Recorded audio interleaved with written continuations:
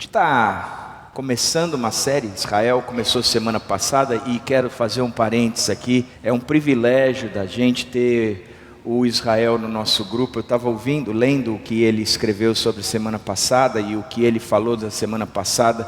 E eu digo para vocês que vocês são privilegiados. Ter um pastor como o Israel nos ensinando todo domingo, seja no Crescer ou seja aqui de púlpito, é privilégio para poucos. Então quando você sair daqui, você chega para quem não frequenta essa igreja e diga: eu sou um privilegiado, eu tenho Israel comigo.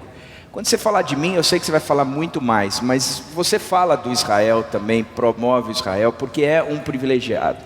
E eu quero começar o texto de Tessalonicenses 5, de 12 a 14, não no texto de Tessalonicenses, mas no texto que Israel usou semana passada, para abrir a nossa mente e entendimento a respeito do que nós vamos falar em Tessalonicenses. Antes de chegar no verso 12 e 14, eu vou passar por Romanos 6, depois eu vou ler e pensar com vocês nos 11 primeiro, aí a gente vai entrar no texto de hoje. Então você vai ter que ter uma boa introdução e uma boa leitura para que você entenda o que a gente vai falar em cima do nosso texto. O texto ele exige duas considerações iniciais. A primeira, uma vida nova em Cristo. Romanos 6, 22, Israel, ele desenvolveu o texto de Romanos 6 semana passada, e eu acredito que o resumo desse texto, de tudo o que nós aprendemos, está no capítulo 6, no verso 22, que diz: mas agora que vocês foram libertados do pecado e se tornaram escravos de Deus, o fruto que colhem leve à santidade, e o seu fim é a vida eterna. Olha que coisa interessante, recordando o que nós aprendemos. Mas agora que vocês foram libertados, mas agora, o Israel trouxe o conceito de que porque quando nos convertemos a Cristo, os nossos olhos puderam pela primeira vez enxergar quem Deus é e quem nós somos. Mas agora que vocês, há um start, há um início, agora, antes não era assim, agora é assim. O texto também acrescenta dizendo: agora que vocês foram libertados do pecado. E o Israel trouxe o conceito dizendo: porque não estamos mais vivendo no reino do pecado, pelo contrário, estamos vivendo na graça, isso é, numa realidade onde Deus está e podemos viver plenamente livres. O conceito é: nós fomos libertos do pecado, o pecado não domina mais esse corpo mortal, nós não estamos vivendo mais debaixo desse jugo, nós fomos libertados, e isso é salvação. Nós conhecemos a Deus e por causa disso nós nos tornamos livres do pecado. O texto ainda acrescenta dizendo: vocês se tornaram escravos de Deus. Houve uma mudança de escravidão. Antes nós éramos escravos de Deus, do pecado, agora nós somos escravos de Deus, portanto livres do pecado, porque não há mais sobre nós o engano de que ser cristão é ser escravo. Escravo é quem não pode dizer não. A pior escravidão é quando não se tem consciência de que é escravo, por isso se diz sim a tudo o que o pecado nos propõe. Ou seja, agora nós não estamos mais debaixo do jugo do pecado, estamos livres porque somos escravos de Deus. Que privilégio isso nosso, que coisa bacana, que libertação que esse conceito nos traz. E por fim, nós entendemos que porque em Cristo somos verdadeiramente livres, agora podemos dizer não para tudo aquilo que não é de Deus, e o seu fim é vida e vida eterna. O Israel nos pontuou muito bem de que nós temos uma nova vida em Cristo. Nós não somos mais o que nós éramos antes, e não quer dizer que Deus tenha recalchutado, como pega um pneu velho e recalchuta o pneu velho. Não, é um pneu novo, totalmente novo. Eu brinco no Celebrando dizendo, no Celebrando eu tenho uma amiga que sempre posta foto dela no Facebook, só que ela carrega de Photoshop, carrega. Você vai olhar a foto dela, não tem uma ruga, mas também não tem um relevo o corpo dela, o rosto dela, é uma foto chapada, de tanta maquiagem do Photoshop que ela coloca. A impressão que nos dá, muitas vezes, é que o que Deus está propondo para nós, é que Ele vai dar uma recapeada, Ele vai usar do Photoshop nas nossas vidas, e aquilo que nós éramos, Ele vai tornar um pouco melhor. O conceito de Romanos 6, é um conceito de que aquilo que nós éramos, não existe mais, acabou. Porque nós estávamos sobre o jugo do pecado, debaixo da lei do pecado. Hoje nós não estamos mais aí, nós somos livres, porque agora nós somos escravos de Deus. Ele fez tudo novo, tudo novo. O que me acorrentava antes não me acorrenta mais, o que me aprisionava antes não me aprisiona mais, o que me identificava antes já não me identifica mais. Hoje a minha identidade é com Cristo Jesus. Sou eu que estou debaixo dele, portanto verdadeiramente livre. É uma vida nova em Cristo. Entretanto, quando nós lemos o capítulo 5, o primeiro verso de Tessalonicenses, o que vai abrir para nos pontuar o que nós vamos estudar hoje, nós vemos que essa vida nova, ela é fundamentada numa expectativa nova. Ela é alicerçada numa maneira nova de enxergar a vida. O texto diz assim: irmãos, quanto aos tempos e épocas, não precisamos escrever-lhes, pois vocês mesmos sabem perfeitamente que o dia do Senhor virá como ladrão à noite. Quando disserem paz e segurança, a destruição virá sobre eles de repente, como as dores do parto à mulher grávida, e de modo nenhum escaparão. Mas vocês, irmãos, não estão nas trevas, para que esse dia os surpreenda como ladrão. Vocês todos são filhos da luz, filhos do dia. Não somos da noite nem das trevas. Portanto, não durmamos como os demais, mas estejamos atentos e sejamos sóbrios. Pois os que dormem, dormem de noite, e os que se embriagam, embriagam-se de noite. Nós, porém, que somos do dia, sejamos sóbrios, vestindo a couraça da fé e do amor, e o capacete da esperança da salvação. Porque Deus não nos destinou para a ira, mas para recebermos a salvação por meio do nosso Senhor Jesus Cristo. Ele morreu por nós, para que, quer estejamos acordados, quer dormindo, vivamos unidos a Ele. Por isso, exortem-se e edifiquem-se uns aos outros, como de fato vocês estão fazendo. O capítulo 5 de Tessalonicenses, ele começa uma história nova.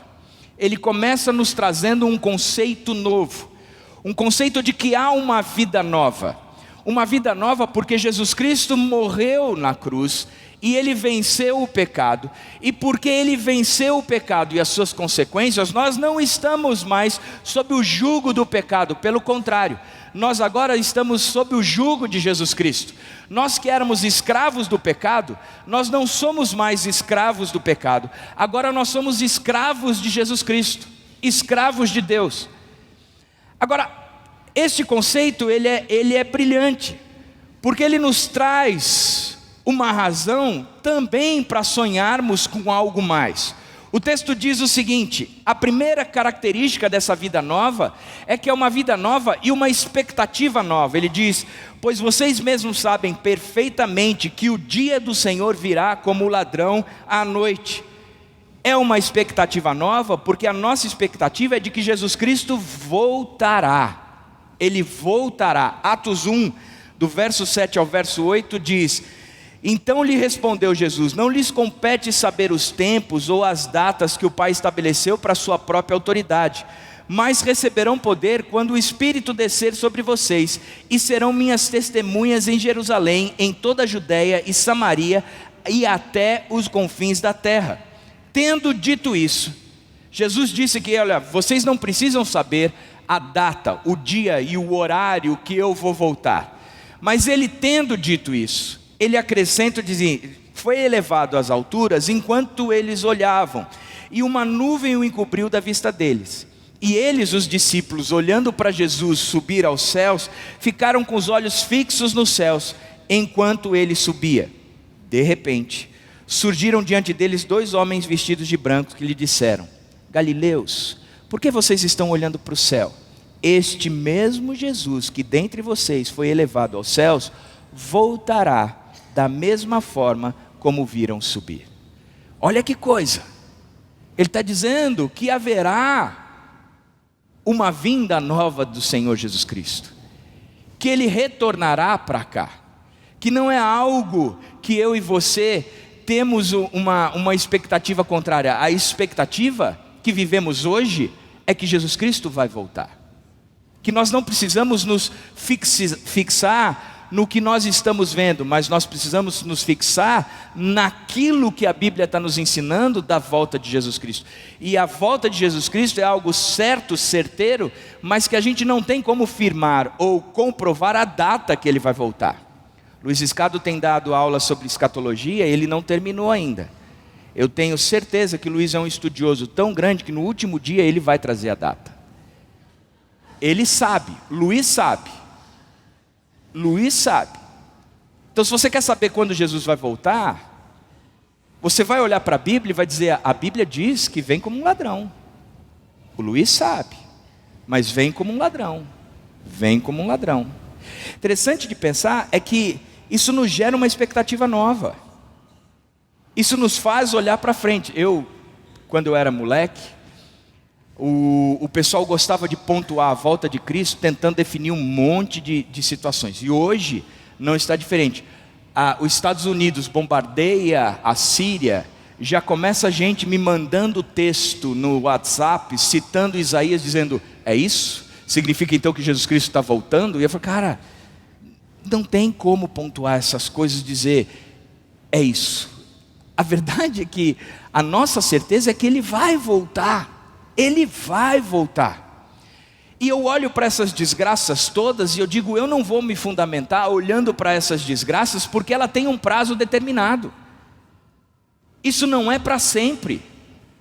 Muito pelo contrário. O que a Bíblia está dizendo é que o que está acontecendo porque o homem está distante de Deus, mas um dia o próprio Deus de Jesus Cristo voltará para organizar tudo isso. E essa é a minha expectativa. E é nisso que eu tenho que ficar firmado. A segunda característica do texto diz: portanto, não durmamos com os demais, mas estejamos atentos e sejamos sóbrios. Se a gente tem a convicção de que Jesus Cristo vai voltar, e isso é certo, porque nós temos uma expectativa nova, essa expectativa muda a forma de pensar e de agir. Significa que se eu sei que Ele vai voltar, eu tenho que olhar para esta realidade e viver como esta realidade e não de uma outra forma. O problema é que nós quase não trazemos para o nosso dia a dia a realidade de que Ele vai voltar. E a gente continua vivendo como se Ele não fosse voltar e como se as coisas precisassem ser transformadas, modificadas, controladas por nós, porque está fora do controle tudo isso, e nós temos que viver de uma maneira a organizar tudo isso. Escuta, Jesus Cristo vai voltar, e o fato dele voltar é que eu vou pontuar a minha vida, centralizando a minha mente, acreditando nisso e mudando a forma de agir. Se Ele vai voltar, eu não vou viver neste mundo os valores deste mundo e os princípios deste mundo, porque Ele vai voltar, e eu vou colher a presença dEle e o que Ele promete quando Ele voltar. Se Jesus Cristo vai voltar, eu vou agir de forma como se Ele estivesse voltando. Eu não vou me fiar nas coisas desse mundo e nem vou ficar construindo para mim palácios e situações para este mundo, porque este mundo, ele não tem a garantia da eternidade. Pelo contrário, este mundo tem um prazo determinado, porque Jesus Cristo vai voltar. E quando Jesus Cristo voltar, esta ordem que nós estamos vivendo hoje acabou e uma nova ordem será instaurada. Portanto, eu tenho que viver com os olhos fixos nesta volta de Jesus Cristo e agir de acordo com isso. Muda tudo, muda tudo. Quer ver o que muda? Muda a maneira de eu trabalhar as minhas finanças.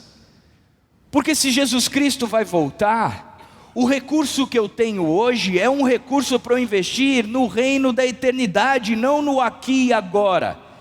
Significa que eu vou investir em vidas, porque são as vidas que eu levo para a eternidade. Eu não vou ficar investindo em coisas. Eu não vou investir em palácios, em carros e uma série de outras coisas, porque essas coisas são passageiras. Se Jesus Cristo vai voltar, eu vou agir de forma diferente, porque os meus relacionamentos são eternos. Portanto, eu vou nutrir desde já o relacionamento com quem eu vou passar a eternidade. Eu fico pensando, minha sogra se converteu, eu vou passar a eternidade com ela. Portanto, em vez de sofrer com isso agora, eu vou fazer valer agora o privilégio da eternidade com ela. E só estou falando isso porque ela não está aqui hoje. Senão jamais usaria a expressão privilégio. Mas muda. Sabe por que muda? Eu gosto muito de um exemplo que eu aprendi, já usei aqui, mas vou repeti-lo. O namorado liga para a namorada e diz: meu amor, hoje é sexta-feira, estou cansado pra caramba, você também.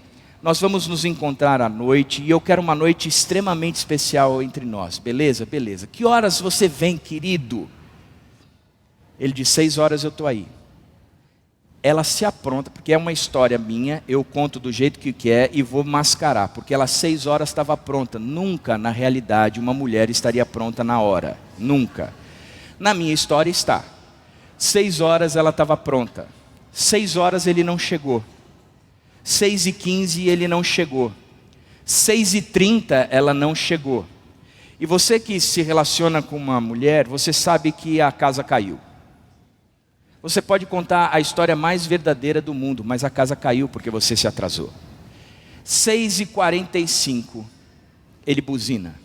Na hora que ele buzina, ela sai da casa e chega batendo os pés no carro. E ele todo contente, vamos passear? Ela diz: não, nós vamos entrar e nós vamos assistir o Big Brother Brasil, porque eu não estou nem um pouco afim de conversar com você.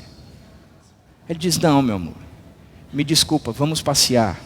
E aí ele usa da lábia dele e ela fala: tá bom, nós vamos sair. Aonde nós vamos? Eu queria te levar na padaria do meu pai.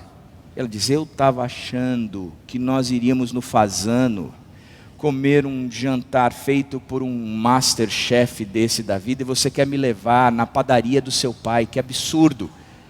Mas tudo bem, vamos para a padaria do seu pai. Ela entra na padaria do pai, a família senta junto, ela come pão com mortadela e uma série de outras coisas. Termina, ele diz: meu amor, eu queria te levar agora lá para o deck da praia de Copacabana, porque eu tenho uma coisa para conversar com você. E ela fica pensando: escuta, por que você não me levou nesse deck logo de cara? Porque se você tivesse me levado logo de cara, talvez a pisada na bola de você ter chegado atrasado eu teria amenizado. Mas agora, esse horário, no final de noite, você querendo me levar para o deck de Copacabana? Ela pensando: tá bom, nós vamos. E eles vão. Eu quero começar a história novamente, mas antes do namorado se atrasar, a melhor amiga dela ligou para ela e disse o seguinte: querida, amiga, miga. Eu disse: miga, eu estava no shopping hoje e eu vi seu namorado na joalheria comprando uma aliança. É hoje que ele vai te pedir em noivado. O coração daquela mulher, porque mulher vive para casar com isso, não tem dúvidas, né? A gente sabe disso. Nós é que somos trouxas de cair nessa história sempre. Mas ela mudou a minha realidade. Hoje ele vem para me pedir em namoro. Só que deu 6 horas, ele não chegou. 6h15 ele não chegou. E a cabeça dela ele deve ter ido comprar um ramalhete de flores. E o ramalhete não está pronto. Ele pode atrasar o quanto ele quiser, porque ele está com todo o direito. Hoje ele vai me pedir em casamento. Ele chega às 6h35, dá uma buzinada, ela já estava na porta e sai correndo. Oi, querido, e não sei o que. E entra, não vê o ramalhete de flores, fica todo preocupado, mas entra dentro do carro. Onde nós vamos jantar? Ele diz: eu queria te levar na padaria do meu pai. Ela, claro, porque ele vai me pedir na frente de todo mundo. Provavelmente a aliança vem escondida dentro do pão com mortadela. Na hora que eu der a mordida, vou sair com aquela aliança. Nós vamos, sem dúvida nenhuma, para a padaria do seu pai. Chega lá, eles pedem o pão com mortadela, come, a família feliz, reunida. Ela chega que comeu 14 pães, porque estava tão ansiosa. E não estava ainda naquela época que antecede o vestido de casamento, que tem toda aquela preocupação, tem que passar 42 dias sem comer para poder entrar. Eu acho isso uma coisa tão com sentido, entrar no vestido de casamento. Depois que entra, casou, libera de geral, né? Mas ela precisa entrar, e ela vai, vamos, e aí comeu tudo aquilo, não sei o que, bababá.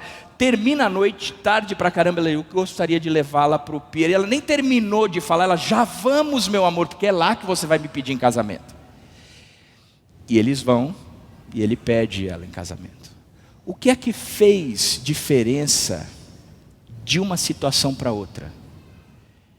É que na segunda situação, ela sabia o final da história. Como nós sabemos o final da história, a nossa postura tem que ser diferente. A gente sabe que Jesus Cristo vai voltar. Por isso a maneira de pensar e de agir tem que ser diferente.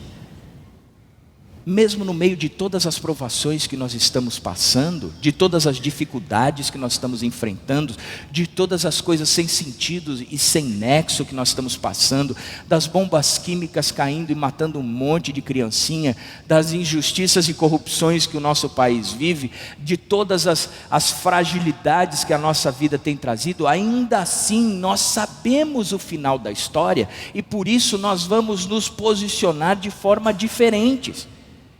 Nós vamos encarar a vida de forma diferente, a mente e as ações serão diferentes, porque Jesus Cristo vai voltar. E o texto continua, e ele termina dizendo, por isso, exortem-se e edifiquem-se uns aos outros, como de fato vocês estão fazendo. Porque a expectativa é nova, viver essa nova expectativa nos converte ao próximo. Porque o cristianismo é a salvação de si mesmo, gente. Quando Jesus Cristo nos salva, Ele nos salva de nós mesmos. Ele traz para nós o privilégio de nós não dependermos de nós para a nossa salvação, coisa que até então nós caminhávamos e carregávamos. Hoje eu não me salvo mais porque eu tenho a capacidade de me salvar, ou porque eu posso promover coisas onde entre os acertos e os erros eu acertei mais do que errei, por isso eu tenho o direito de salvação. O cristianismo olha e diz, eu tenho direito de salvação por causa de Jesus Cristo. Não tem nada a ver com o que eu fiz, mas tem tudo a ver com o que Jesus Cristo fez. E porque eu sou salvo, daqui para frente eu faço diferente, porque um dia Jesus Cristo vai voltar. Eu já não faço mais focado em mim mesmo, mas eu faço focado em Jesus Cristo. E o fazer focado em Jesus Cristo é fazer refletindo Jesus Cristo na vida dos outros. É fazer refletindo Jesus Cristo nos meus relacionamentos, é fazer refletir Jesus Cristo nas minhas relações. Por isso é que eu sou diferente, por isso é que eu me converto ao próximo, por isso que eu amo a Deus sobre todas as coisas e o próximo como a mim mesmo. Por isso que eu sei o final da história, os meus relacionamentos se pontuarão de forma diferente. A forma onde não importa mais o que eu sinto, o que importa é o que nós sentimos. Isso é tão claro na oração do Pai Nosso, quando Jesus Cristo nos ensina a orar. O pão que é nosso nos dai hoje, não é mais o meu pão. Eu estou inserido dentro de um corpo, de uma comunidade da qual eu faço parte, e esta comunidade passa a ser o meu foco, a manutenção do meu foco. Eu lembro sempre o que o Lípio, pastor da Igreja Batista de São Paulo, me ensinou quando ele estava falando do próprio Sermão do Monte.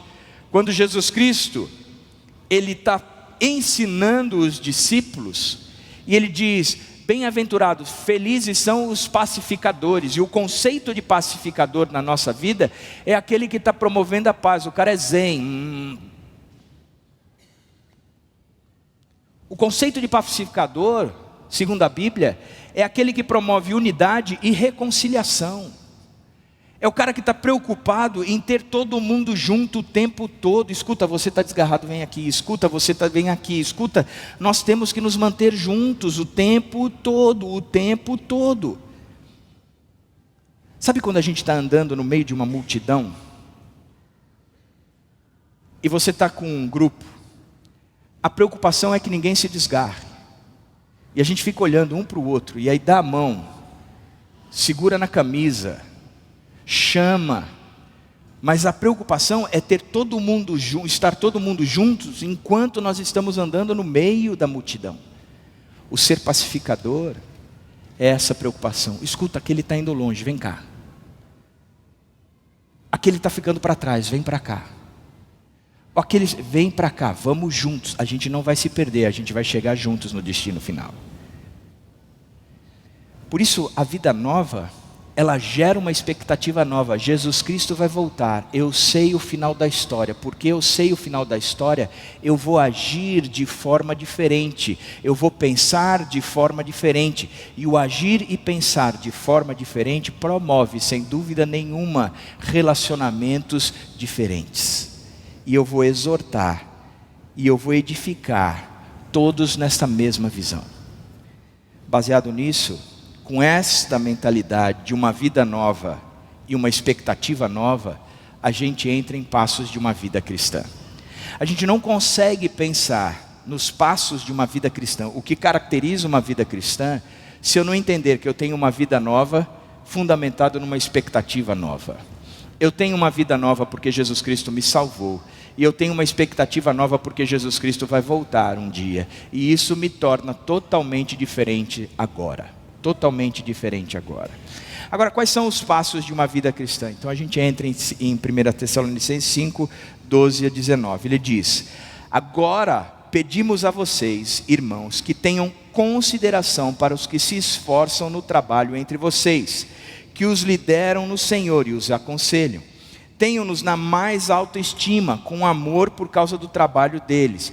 Vivam em paz uns com os outros. Exortamos vocês, irmãos, a que advirtam os ociosos, confortem os desanimados, auxiliem os fracos, sejam pacientes para com todos, tenham cuidado para que ninguém retribua o mal com o mal, mas sejam sempre bondosos uns para com os outros e para com todos. Um para com os outros e para com todos. Interessante de pensar nesse texto. O texto vai falar da oração, vai falar da alegria, vai falar de uma série de outras coisas depois, que a gente entende ser esse os passos que a gente deve dar, já que nós somos cristãos. O cristão não tem que orar? Claro que tem que orar. O cristão tem que ter uma vida de oração. O cristão não tem que se sentir alegre? Claro que tem que se sentir alegre. É marca do cristianismo a alegria, porque a alegria do Senhor é a nossa força, é fruto do Espírito. Tem que ser alegre. Só que antes de Paulo entrar nesta lista, ele traz um conceito anterior. Ele traz algo para que eu e você possamos entender como é viver em comunidade, porque a salvação é nos colocar juntos. É fazer com que a gente esteja nesse turbilhão com o propósito de chegar no final. É a turma, é o batalhão juntos no meio de todas as dificuldades, mas todos chegaremos lá. Todos chegaremos lá. E a primeira coisa que Paulo diz, ou que ele traz, é: encoraje os líderes. Encoraje os líderes. O texto diz o seguinte: agora pedimos a vocês, irmãos, que tenham consideração para com os que se esforçam no trabalho entre vocês, que os lideram no Senhor e os aconselham. Tenham-nos na mais alta estima, com amor por causa do trabalho deles. O fato é que nós vivemos numa cultura que celebra o individualismo. Vivemos numa cultura que é relutante em promover a supervisão de vidas uns pelos outros. Por causa da nossa queda, por causa do pecado, a rebeldia que existe dentro de nós, o de não querer estar submisso a Deus, o resultado é também não querer estar submisso a ninguém. Nós vivemos num período, numa cultura, onde os relacionamentos não existem mais consideração e submissão um pelos outros. A tal ponto que nunca foi tão fácil o término de casamentos, e nunca foi tão fácil os filhos tão rebeldes e tão sem direção como nós estamos vivendo hoje em dia. Nunca houve, nunca não sei, mas existimos hoje num momento que a falta de submissão, de consideração, de se colocar sujeito a, é marca de todos nós. Marca de todos nós. Porque a nossa queda, ela estabeleceu a anarquia reinando nas nossas vidas, nas nossas veias. E lembre-se que a conversão é a conversão para o outro. Deus nos chama a nos relacionarmos uns com os outros, e quando caminhamos juntos como comunidade, se torna necessário um direcionamento único. Não dá para vivermos em comunidade e cada um indo para um lado, cada um indo para uma direção, como se cada um fosse o líder e mandando para tudo isso. Por isso, numa comunidade como a nossa, há necessidade da instauração de lideranças. Há necessidade de estabelecermos lideranças nos flanelinhas, há necessidade de nos estabelecermos liderança nos grupos pequenos, há necessidade de nós termos liderança nas classes de ensino, há necessidade de nós termos lideranças na recepção, no ministério de mulheres, de crianças, de adolescentes, de jovens, dos 60 a mais e outros. Inclusive, há necessidade, principalmente, de liderança na própria igreja. É por isso que nós temos o presbitério e a diretoria da igreja. Nós vivemos de acordo com a coordenação deste povo todo. Você chegar na rua e não ter onde estacionar, ou estacionar do jeito que quiser, vai tumultuar. Você participar da igreja e não querer viver de acordo com as regras dos ministérios de crianças e de adolescentes, vai tumultuar. Você participar de um grupo pequeno e não querer viver de acordo com as regras e a organização daquele grupo pequeno, vai tumultuar. Portanto, o que a Bíblia diz é que nós temos que ter liderança. Sem liderança há confusão, sem liderança há erosão moral, sem liderança o entusiasmo apaga, sem liderança o corpo adoece e ele acaba morrendo. Precisamos de líderes. Precisamos de líderes para a nossa direção, para a nossa motivação, para a nossa realização. Precisamos de líderes para cumprir nossa missão, para fazermos novos cristãos, para que surjam novos discípulos. Precisamos identificar, cultivar e desenvolver esses líderes. O fato é que liderança é fundamental dentro de uma igreja, dentro de uma comunidade como a nossa. Interessante de pensar quando o texto mostra para nós que se somos convertidos a Cristo, nós somos convertidos ao próximo. E para vivermos em comunidade, há necessidade dessa liderança. Ele diz: tenham consideração. Tenham consideração.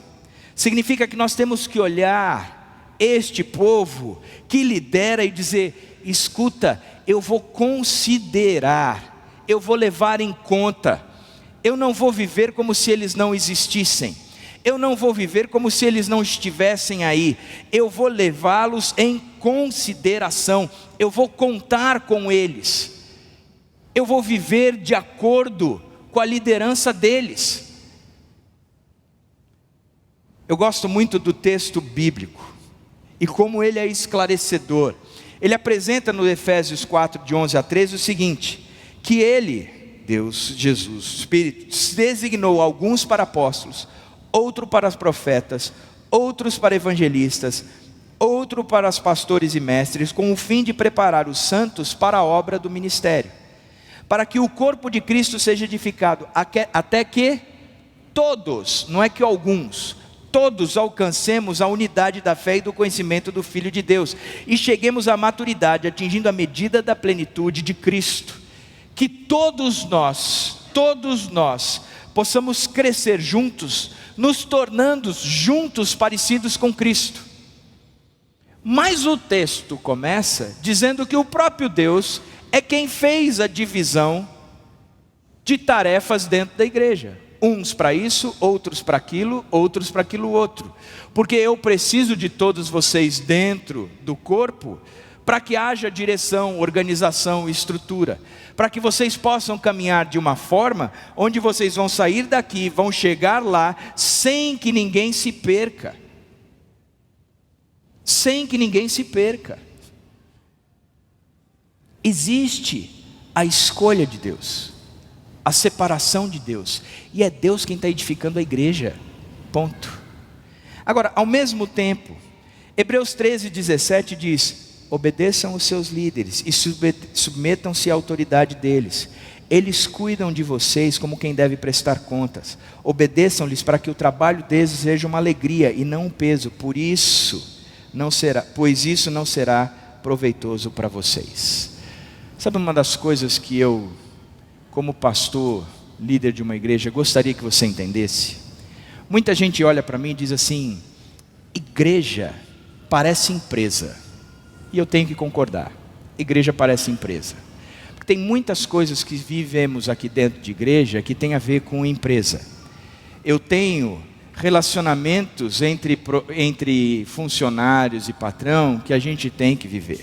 A gente tem metas para bater, a gente tem alvos para alcançar, a gente tem um lugar para chegar, a gente tem a preocupação financeira, a gente tem contas para pagar, a gente tem, sem dúvida nenhuma, investimentos para ser feito. Nós temos sim a preocupação de que como é que nós estamos sendo vistos na cidade, se o que nós estamos fazendo está de acordo, se está alcançando o propósito. Existe por trás de nós uma preocupação tremenda em estruturação e organização. O que nós vivemos como igreja aqui é fruto de uma preocupação de estruturar essa igreja como uma organização, isso não tem dúvida nenhuma. Mas não é isso que nos move. Porque uma empresa, no final do dia, olha para o seu balanço e diz: quanto é que nós lucramos hoje? O resultado foi positivo? Nós estamos pagando para trabalhar? Ou o nosso trabalho está nos pagando? Vale a pena continuar com esse business? Ou a gente tem que encerrar isso aqui porque financeiramente não tem dado lucro? O problema é que no fim do dia de uma igreja, a gente não olha para o resultado financeiro. E pela graça de Deus, o resultado financeiro sempre é espiritual dentro de uma igreja.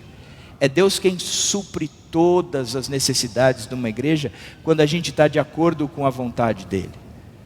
Dentro de uma igreja, no final do dia, a gente pergunta: quantas vidas foram salvas, transformadas e impactadas para a sua eternidade? Nos pesa todo o custo administrativo, mas nos pesa todo o custo espiritual.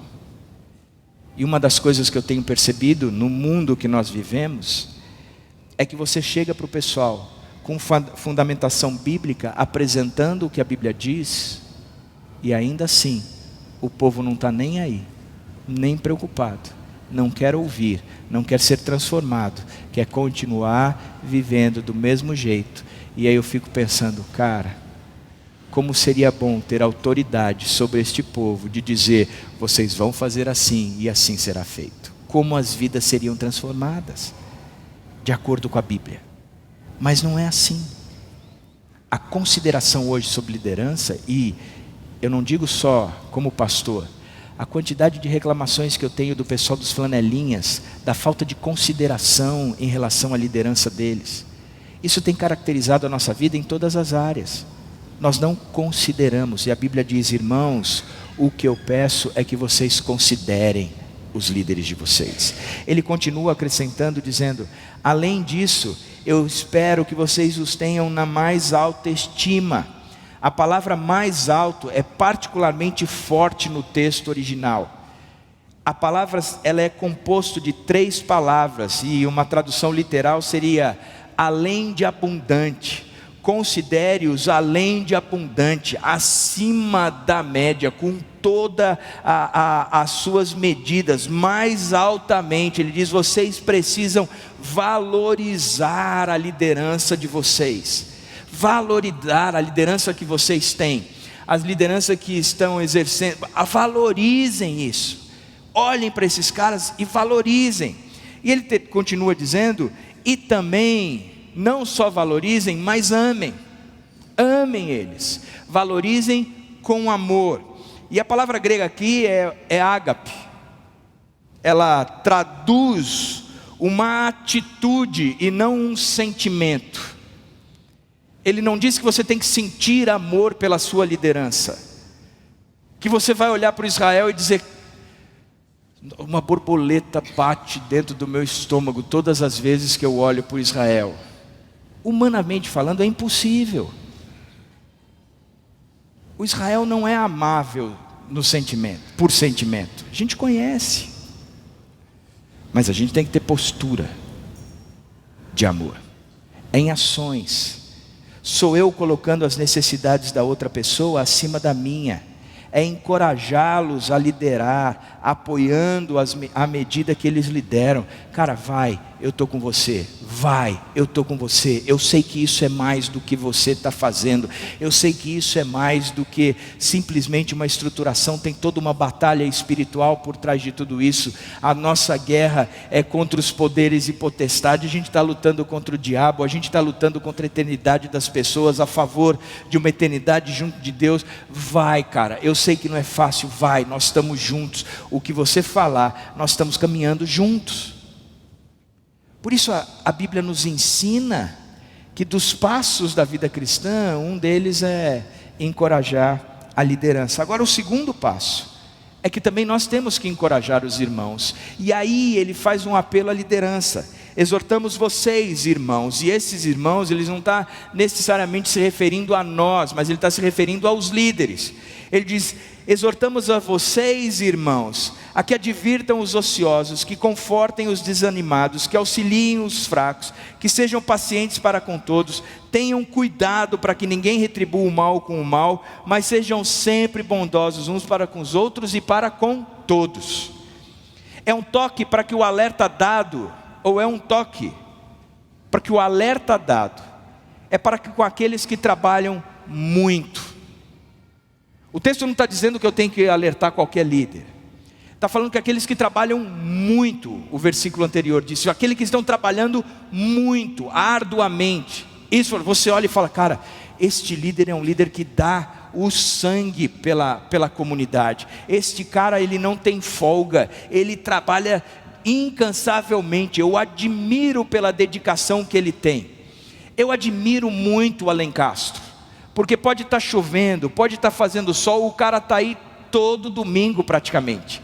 Tem períodos quando a gente teve, e por isso que a gente também cancelou o nosso encontro de domingo de Páscoa, aonde ele virou para mim e falou assim, eu vou ter que chegar às 5 da manhã, porque a missa no mosteiro começava às 6, e eu vou sair daqui quase 10 horas da noite. Na hora que ele falou isso, eu falei, vai ter muita gente no mosteiro, a gente não precisa cansar todos os nossos voluntários, vamos fazer 2 cultos à noite, assim a gente não entra em conflito com o mosteiro, mas eu também cuido dos meus voluntários, porque eu tenho consideração para com eles. Esses caras se esforçam demais, então vamos mudar. É por eles. Pensa que é por você que vem no domingo, senta. Por eles. É por eles. Por esses que estão no berçário, por esses que estão na cafeteria, por esses que estão tocando aqui de domingo, que estão operando som, iluminação, gravando, uma série de outras coisas, para que uma celebração como essa aconteça. A gente tem que olhar com autoestima. Esses que trabalham muito, é o alerta bíblico. Agora, esses que trabalham muito, o texto diz que tem que ter uma característica. Os que trabalham muito, eles têm que ter um perfil. Na sua descrição de cargo, essas tarefas, essas ações têm que estar vinculadas a ele. Ele diz o seguinte: primeiro, que eles advirtam os ociosos.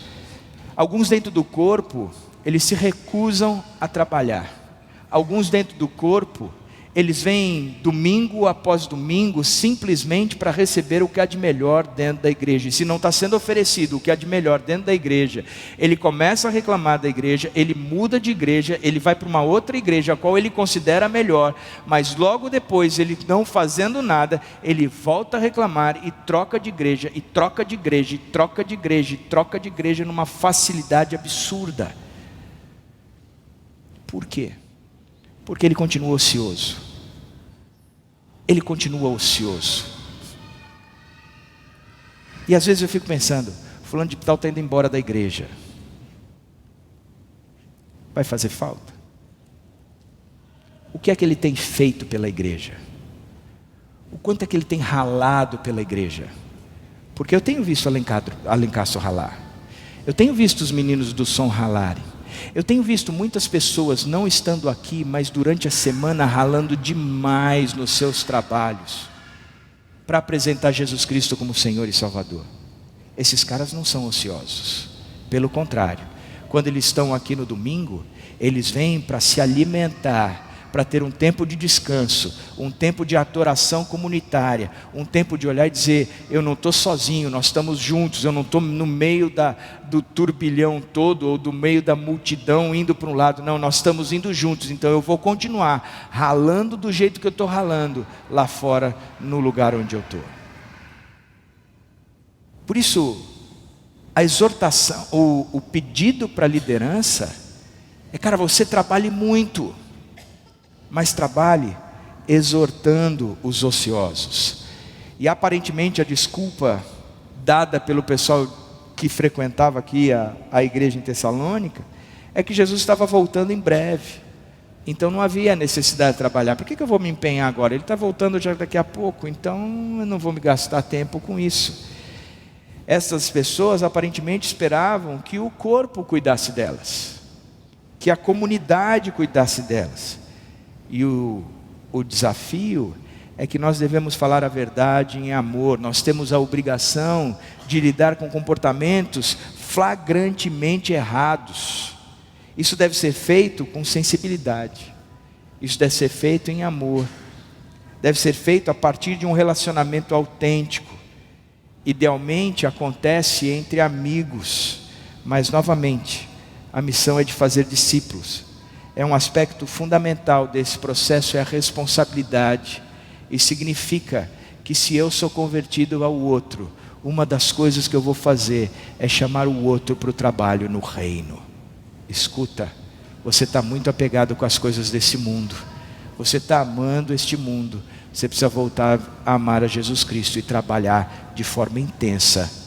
Seja dentro da comunidade ou no lugar onde Deus te colocou, mas você tem que trabalhar de forma intensa para o reino. Segunda coisa que o texto diz, é que nós temos que confortar os desanimados. Os primeiros leitores dessa carta, eles viviam no Império Romano, e foi uma época de perseguição. Isso foi na Bíblia, quando a gente lê, por exemplo, o texto de Hebreus 10, 32 e 34, ele diz o seguinte: lembrem-se dos primeiros dias, depois que vocês foram iluminados, quando suportaram muita luta e muito sofrimento. Algumas vezes vocês foram expostos a insultos e tribulações. Em outras ocasiões fizeram-se solidários com os que assim foram tratados. Vocês se compadeceram do que estavam na prisão e aceitaram alegremente o confisco dos seus próprios bens, pois sabiam que possuíam bens superiores e permanentes. Pois vocês olhavam para Jesus Cristo, aquele que um dia vai voltar. Isso mudou a mente de vocês e as ações de vocês, porque vocês enfrentaram coisas terríveis, sofrimentos absurdos, porque vocês sabiam que isso era passageiro, que isso não era eterno, que um dia, mais cedo ou mais tarde, o próprio Jesus Cristo faria com que tudo isso acabasse na vida de vocês.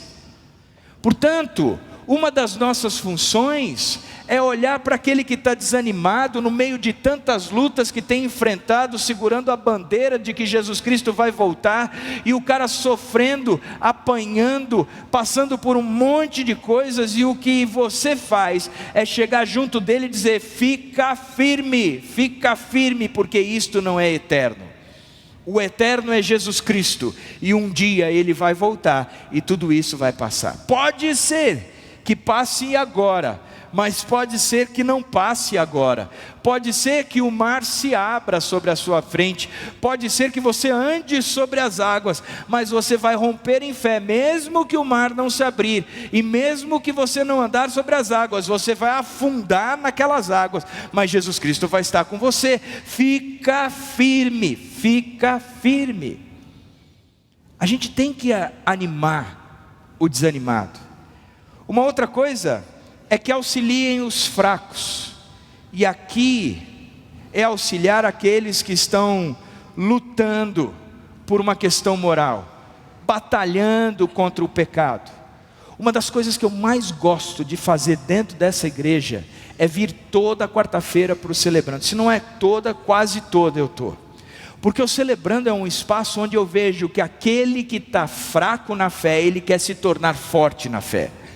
Porque eu vejo que ele está lutando contra uma falha de caráter que o incomoda muito, com um pecado que o incomoda muito, e as consequências daquele pecado na sua vida, a raiva, o ódio, a angústia, o ressentimento, as inseguranças, a autoestima destruída. E toda quarta-feira eu venho para cá e a minha ideia é: gente, nós estamos auxiliando aqui o fraco, porque o cara quer se tornar forte. Então vamos ficar forte, porque você está no lugar certo. São princípios bíblicos que vão estar fortalecendo você. É a consciência e a convicção de que Jesus Cristo morreu na cruz e Ele é o nosso norte, é por Ele que nós vamos viver. Então fica firme. Você consegue vencer, você tem uma vida nova, não reina mais no seu corpo mortal o pecado. Hoje você já não está mais sob o jugo da escravidão, hoje você está na libertação de Cristo Jesus. Portanto, viva dessa maneira. Você não consegue? Vem para cá, a gente vai caminhar juntos e a gente vai chegar nesse lugar. Portanto, uma das nossas funções é nós nos auxiliar os fracos. E o termo auxiliar, ele transmite a ideia de alguém que se apega ativamente àquela pessoa. É aquele indivíduo que está lutando. Ele deve saber que ele não está sozinho. Cara, nós estamos juntos. Fica firme, porque nós estamos juntos. Fica firme, porque você não está sozinho. Uma outra característica é que ele diz: sejam pacientes para com todos. O verbo literalmente significa ser lento para se irritar. É contenção em face de oposição, de irritação, de algum erro pessoal. Lembrando que igreja, ela consiste em pessoas, e são pessoas convertidas a outras pessoas. Portanto, os relacionamentos, eles podem ser confusos, porque se existe uma coisa que é confuso, são pessoas. Eu não sei você, o que você pensa a respeito de pessoas, mas coisa complicada que são pessoas. Como eu gostaria que todos fossem que nem eu. Porque é fácil. Pergunta para o Israel depois: é fácil se relacionar com o André? Ele vai falar que é fácil. Agora pergunta para mim se é fácil se relacionar com o Israel. Não é. Pessoas. Complicado. Difícil. Você está no meio da multidão assim, indo para uma direção, e aí parece que um quer ir embora sozinho. Vem cá, cara, você não vai embora sozinho. Aí parece que um fica para trás, olhando, e você fala: vem cá, cara, você vai se perder se não vier junto com a gente. Por isso a gente tem que ter paciência. E a marca dos últimos dias é a paciência, não é? Está dirigindo o carro, como o povo é paciente no carro. Como eu acho impressionante como o carro revela o nosso caráter. Graças a Deus eu estou com a carteira cassada, então eu não revelo essa parte de mim mais. Mas é impressionante isso. Impressionante. Paciência. Literalmente, ser lento para se irritar. Aí ele termina com uma frase, um parágrafo quase inteiro. Ele diz: tenham cuidado para que ninguém retribua o mal com o mal, mas sejam sempre bondosos uns para com os outros e para com todos. Duas coisas bacanas aqui. Ele diz: escuta, batalhe para manter a unidade e batalhe para manter a reconciliação. Tenham cuidado para que ninguém retribua o mal com o mal. Que a cabeça de vocês que pensam diferente, porque Jesus Cristo virá, que esta cabeça convertida ao próximo não permita que vocês retribuam o mal com o mal. Pelo contrário, sejam sempre bondosos. Então não é só retribuir, mas eu vou ser indiferente ao sujeito. Ele está dizendo: além de não retribuir, você vai ser bondoso. Promover a bondade, o que é bom para o outro, é cuidar do outro. Em geral, a nossa característica é totalmente diferente, a nossa postura é diferente. Alguém fez algo conosco, para nós, eu não vou retribuir o mal com o mal, mas de repente eu vejo o cara se ferrando, eu vibro no coração. Eu digo, não fui eu que fiz, mas obrigado, Senhor, porque o Senhor fez isso para com o outro. Obrigado, Senhor, porque a sua justiça vem a cavalo. A Bíblia está dizendo que o coração convertido ao outro, porque é convertido a Jesus Cristo, o coração que espera lá na frente o que Jesus Cristo vem, que neste corpo eu tenho vida, ele é convertido ao outro de tal maneira que ele não só não retribui o mal com o mal, mas ele também promove a bondade. E aqui eu faço um parêntese. Nós somos uma comunidade. Tem alguém que você não necessariamente está retribuindo o mal com o mal, mas gostaria, mas não está. Mas também não está promovendo a bondade, o que é bom para o outro. Está na hora de parar e crescer e entender que agora eu preciso ser maduro, e maduro dentro do cristianismo é olhar para Jesus Cristo e ser como Jesus Cristo para o outro. Portanto, eu vou promover o que é bom para o meu próximo. Você tem alguém que precisa fazer assim? Porque eu quero terminar recordando o texto de abertura, Romanos 6, 22. Mas agora que vocês foram libertados do pecado e se tornaram escravos de Deus, o fruto que colhem leva à santidade, e o seu fim é a vida eterna. Olha que texto bacana. Vocês agora já estão livres do pecado. Sabe o que acontece? Porque vocês são livres do pecado, vocês hoje estão colhendo um fruto diferente. Vocês já não são mais aquela árvore. Aquela árvore acabou. Vocês são uma árvore nova. Porque só uma árvore nova é que tem capacidade de dar um fruto diferente. Uma árvore antiga, por mais que você adube, por mais que você pode, vai continuar dando o mesmo fruto. Mas é uma vida nova, uma árvore nova, com capacidade de dar um fruto diferente. O fruto que leva à santidade. O que é santidade? Santidade é se tornar parecido com Jesus Cristo. Santidade é permitir com que os outros vejam Jesus Cristo em você.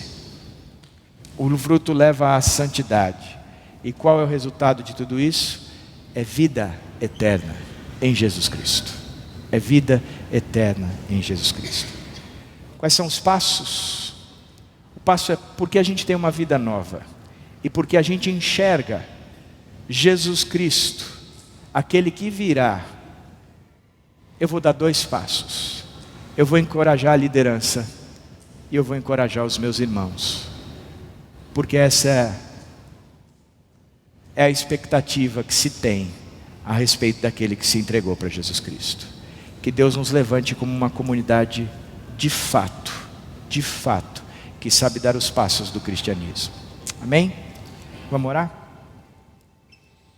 Minha oração inicial foi que o Teu Espírito viesse sobre nós, Pai, com a Tua palavra, e nos movimentando em prol daquilo que a Tua palavra fala, sendo convencido por ela, e isso somente o Espírito Santo pode nos fazer. Por isso eu quero te pedir por esse povo, Pai. Se o Senhor tocou, se o Espírito fez e trouxe um incômodo, fez lembrar de uma relação quebrada, a minha oração, Pai, é que em nome do Senhor Jesus Cristo, haja uma vontade, haja um movimento em prol de promover Cristo nas relações, de ser de fato convertido, vivendo uma vida nova, numa expectativa nova, e é em nome do Senhor Jesus que eu oro. Amém? Amém.